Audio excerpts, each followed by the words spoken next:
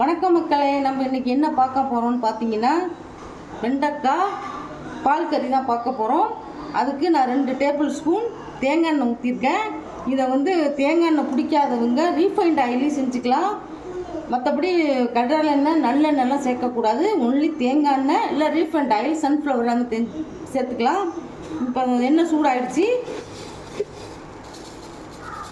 1 spoon கடுகு போடுறேன், 2 பச்சை மிளகாய், 2 பச்சை மிளகாய். இப்போ நீட்டாக இஞ்சி 1 இஞ்சி சீவி வச்சுருக்கேன், 1 கொத்து கருவேப்பிலை. இப்போ இந்த வெங்காயம் இந்த மாதிரி ஸ்லைஸாக கட் பண்ணி வச்சுக்கோங்க, நைஸாக இருக்கக்கூடாது. இது ஒரு பெரிய வெங்காயத்தை அரிஞ்சு வச்சுருக்கேன், அது ஒரு கை போடுறேன். நல்லா ரொம்ப கோல்டன் கலராக வறுக்கக்கூடாது, லைட்டாக கொஞ்சம் ஒரு பொன்னிறமாக வதங்கினா போதும். ரொம்ப கோல்டனாக இருக்க வேண்டாம், பிரியாணிக்கு செய்கிற மாதிரி இது நல்லா வதக்கணும். நான் இன்னும் கொஞ்சம் எண்ணெய் போட்டுக்கிறேன். இது கொஞ்சம் எண்ணெய் தாராளமாக ஆகும்.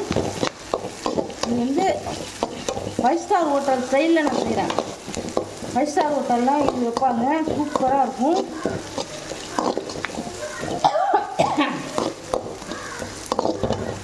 பாருங்கள், இப்படி இந்த மாதிரி வதக்கிக்கிட்டே இருக்கணும், நல்லா வதங்கணும். இஞ்சி பச்சை மிளகாய் ஸ்லைஸாக அது வெங்காயம் வதக்கும் போதே வாசனை சூப்பராக இருக்கும். ரொம்ப காரம் இருக்காது, குட்டீஸ்லாம் நல்லா சாப்பிடுவாங்க. இது இடியாப்பம், இட்லி, தோசை, சப்பாத்தி, மற்றபடி ஒயிட் ரைஸ் அதுக்கும் நல்லாயிருக்கும், ஊற்றி சாப்பிடுவோம். இப்போ பாருங்கள், இப்போ நல்லா வதங்கிடுச்சு. இதுக்கப்புறம் நான் 200 கிராம் வெண்டைக்காய் வச்சுருக்கேன், அதையும் இதில் போட்டு வதக்குறேன். எண்ணெயிலே நல்லா வதங்கணும். செய்ய தெரியாதவங்க கூட ஈஸியாக செய்யலாம். ஆனால் ஃபஸ்ட்டு செய்யும்போது தான் கொஞ்சம் கஷ்டமாக இருக்கும். செஞ்சுட்டோம்னா நமக்கு தாராளமாக வந்துடும். ஃபஸ்ட்டு வெண்டைக்காய் போட்டும்போது கொஞ்சம் குழகுழப்பாக இருக்கும், ஏன்னா எண்ணெய் நிறையா ஊற்றி வதக்கும்போது இந்த குழகுழப்பு சீக்கிரம் போயிடும்.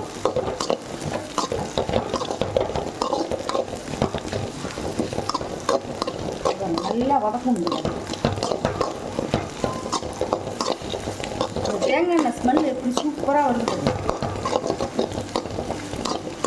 ரீஃபண்ட் ஆயிலும் செய்யலாம், கோல்டு வின்னர், சன்ஃப்ளவர் ஆயில் எல்லாமே செய்யலாம். ஆனால் கடலை எண்ணெய் நல்லெண்ணெய் செய்யலாம், அது ஒரு மாதிரி ஒரு டேஸ்ட்டு வாசனை. நல்லா வதங்கிடுச்சு, எல்லாம் சேர்ந்து நல்லா வதங்கிடுச்சு. சமையல்ங்கிறது ஒரு கலை. சும்மா காய் வாங்கணும் சமைச்சோம் அப்படி சமைக்கக்கூடாது, பொறுப்பாக சமைக்கணும். நல்லா சமைக்கணும், சாப்பிடவும் டேஸ்ட்டாகவும் இருக்கணும். அதான் என்ன பண்ணுவாங்க, ஹஸ்பண்ட்லாம் அருமையாக இருக்குது சமையல் அப்படின்னு கேட்டதெல்லாம் வாங்கி கொடுப்பாங்க. நல்லா சாப்பிட்ணும், ஒரு வேளை சாப்பிட்டாலும் நல்லா ருசியாக நல்லா பக்குவமாக செஞ்சு சாப்பிட்ணும். இங்கே பாருங்கள், இப்போ நல்லா வதங்கிடுச்சு.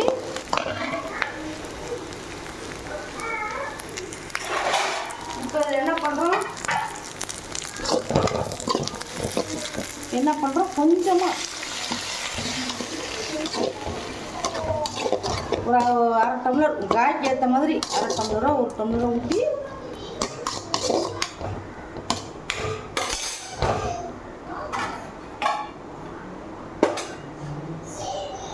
ஒரு மூடி போட்டு 10 நிமிஷம் வேகட்டும், அப்புறம் பார்க்கலாம்.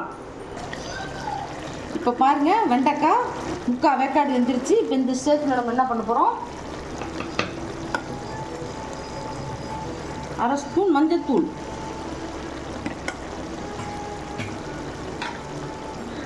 இது ரொம்ப காரம் போடக்கூடாது, ஏற்கனவே பச்சை மிளகாய் காரம் இருக்குது, அதனால் ஒரு 1/2 ஸ்பூன் சில்லி பவுடர், வெறும் மிளகாத்தூள் தான் போட்டிருக்கேன், என் வீட்டிலே அரைச்சது தான். இந்த டிஷ்ஷுக்கு தேவையான உப்பு, கல்லுப்பு தான் யூஸ் பண்ணணும் சமையலுக்கு, அதுதான் நல்லாயிருக்கும்.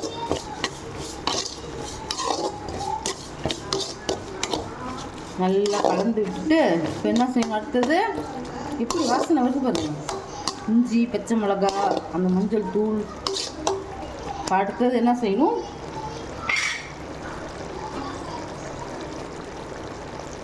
நான் வந்து 1.5 மூடி தேங்காய்,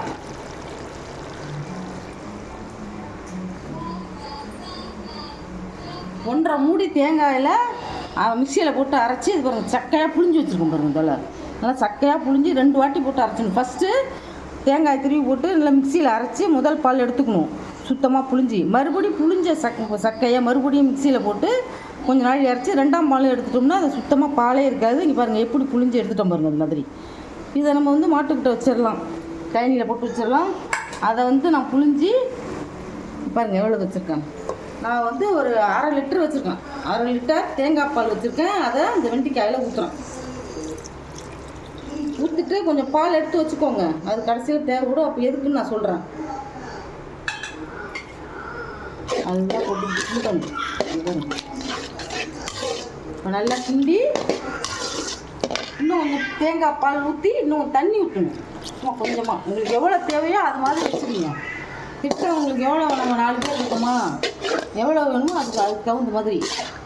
ஒரு 7-8 பேர் சாப்பிட்ணும்னா பெரிய தேங்காய், ஒரு தேங்காயை உடச்சி பால் எடுத்து வச்சுங்க அந்த மாதிரி.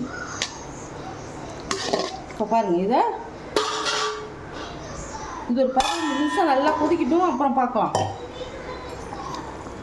இப்போ பாருங்கள், வெண்டைக்காய் நல்லா அந்த தேங்காய் பாலோட நல்லா வெந்து கொஞ்சம் சுண்டி வந்துருச்சு. இந்த ஸ்டேஜில் 1 ஸ்பூன் கார்ன்ஃப்ளவர் மாவு 1 டீஸ்பூன், உங்களுக்கு உங்கள் டிஷ்ஷுக்கு தகுந்த மாதிரி போட்டுக்கோங்க. நான் இந்த டிஷ்ஷுக்கு 1 டீஸ்பூன் போட்டேன். அதில் கொஞ்சம் தேங்காய் பால் எடுத்து வச்சுருந்தேன்ல, அதை அதில் ஊற்றி கரைக்கிறேன்.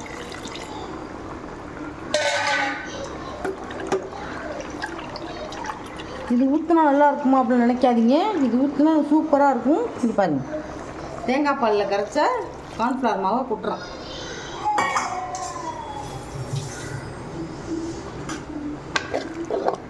ஊற்றி நல்லா கொதிக்க விடுவோம். அது எதுக்குன்னு கேட்டிங்கன்னா, நம்ம தூளெல்லாம் கம்மியாக தான் போட்டிருக்கோம். தேங்காய் பால் வந்து திரியாமல் இருக்கும். அதுக்கு தான் தேங்காய் பால் வந்து கொதிச்சுன்னா திரிஞ்சு போயிடும் இல்லையா. அதனால் இந்த கார்ன்ஃப்ளவர் மாவை வந்து நம்ம சோள மாவை கரைச்சி ஊற்றும்போது திரியாமல் பார்க்குறதுக்கு நல்லா இருக்கும், சாப்பிட்றதுக்கும் டேஸ்ட்டாக இருக்கும். எப்படி இருக்குது இது பரோட்டா வெண்டைக்காய் பால் கறி ரெடி. தேங்க்யூ, பாய்.